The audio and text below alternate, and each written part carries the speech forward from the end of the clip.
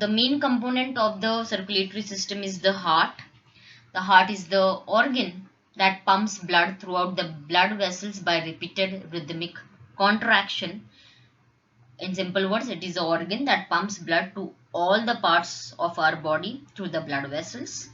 The heart works like a pump working non-stop throughout our life.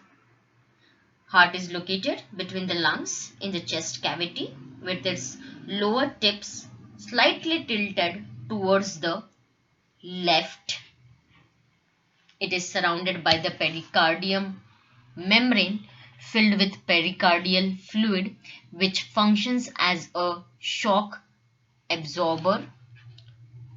The heart is being divided into two halves, right side and left side, by a muscular wall which is called as the septum.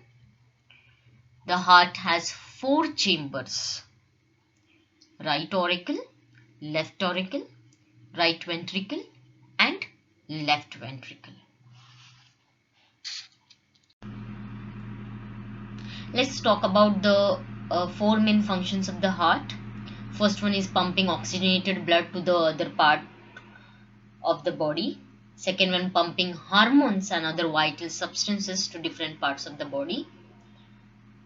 Also receiving deoxygenated blood and carrying metabolic waste products from the body and pumping it to the lungs for oxygenation. And last but not the least, maintaining the blood pressure. Let's talk about the working of the heart now. As I told you, heart has four chambers. The upper two chambers are called the arteria, whereas the lower two chambers are known as the ventricles. The right atrium and the right ventricle are referred as to the right heart, whereas the left atrium and the left ventricle are referred to as the left heart. The various chambers of the heart are separated by the partition, each of which is called a septum. So children, from superior vena cava and inferior vena cava, the deoxygenated blood, that is the blood rich in carbon dioxide collected from the body organs, enter the right atrium.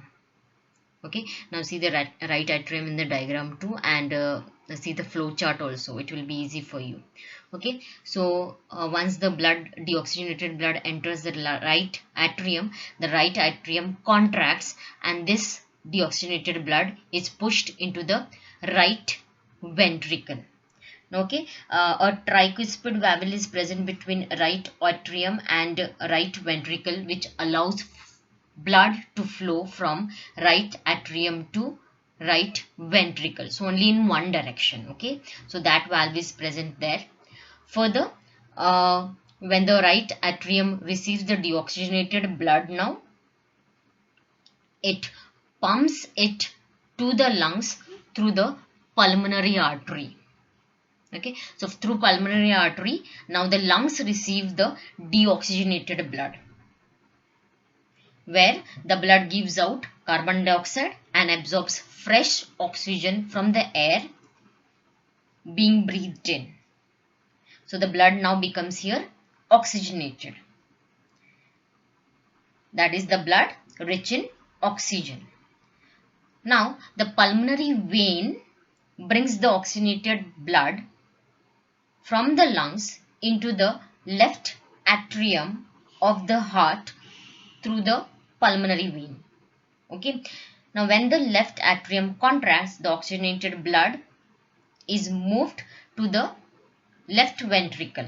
Now here again the valve is present, that is the mitral valve. It is also called as bicuspid valve.